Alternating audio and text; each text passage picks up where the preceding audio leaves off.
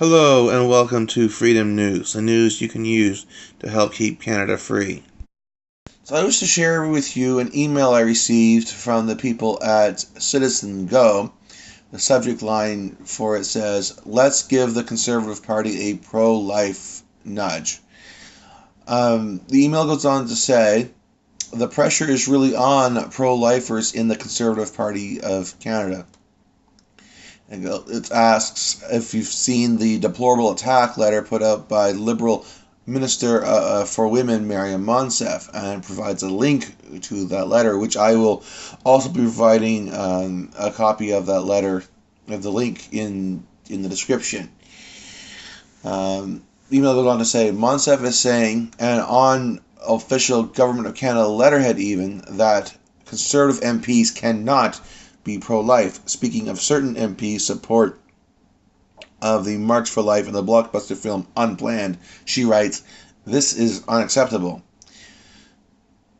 The email goes on, "It's absolutely shocking that she would use her office, position, and power to denigrate pro-life MPs, along with hundreds of thousands of Canadians they represent, people like you and me.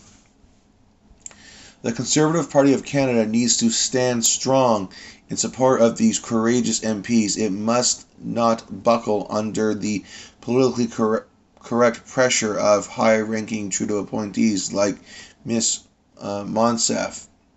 This is the link for the petition, which obviously I will have in the description.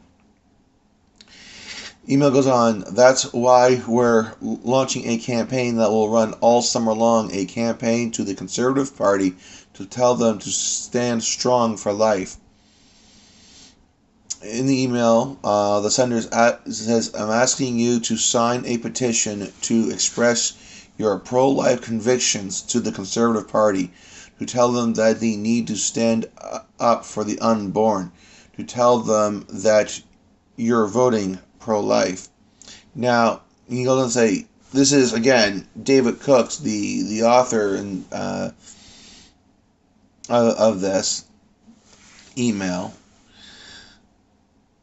As he goes on to say, "Now, I want to make it clear, this petition is not an endorsement of the Conservative Party. I'm not saying go out and vote Conservative. I'm saying that we need them to be more pro-life." I, myself, as the owner of Freedom News, I am voting Conservative. In fact, I'll make this disclosure. I am a member of the Conservative Party of Canada. And proudly so. Despite this next bit of line. Andrew Scheer, CPC leader, this is in the email, has said a Conservative government will not reopen this abortion debate. He seems to be falling prey to the PC pressure. I'm going to pause right there for a moment, because I know a lot of you are PPC supporters, you're Maxime Bernier supporters and such, or a lot of you know people like that. The internet's full of them. Let me make this abundantly clear. Maxime Bernier has made it very clear he himself is 100% pro-choice. He is very much anti-social conservative. He has no room for them. He has no patience for them. There's a video I have made that's on here stating, titled Maxime Bernier on returning Canada to its Judeo-Christian heritage. This is a clip from a video he made back in 2009 where he talks about his disdain for social conservatives. He doesn't refer to them as social conservatives, but that is who he is referring to. So if you think such a petition is going to have any effect on the PPC, or if the PPC itself is actually going to reopen this debate, you're sadly mistaken. He's a libertarian. He has no patience whatsoever for us social conservatives. The PPC is not a home for social conservatives. In fact, the Conservative Party is the only federal party that has the 338 ridings and we easily have the 338 candidates that is a home for social conservatives. The other party is the Christian Heritage Party, and they have very few writing associations of only about 30-something. They will never stand a chance of forming government unless they can get their numbers up. So the only viable home at the federal level for social conservatives is currently the Conservative Party of Canada.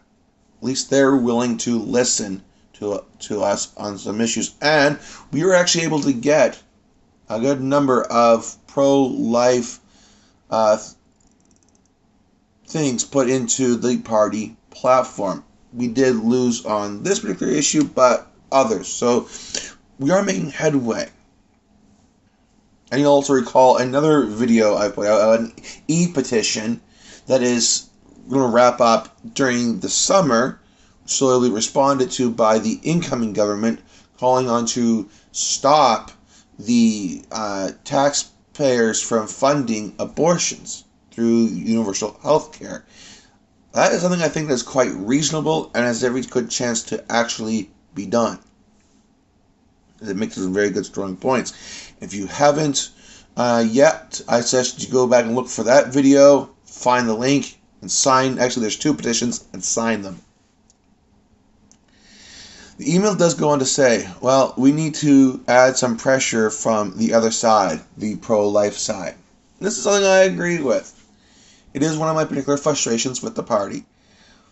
But the fact that we're at least, MPs themselves are allowed their voice, we can address this to them, and they understand.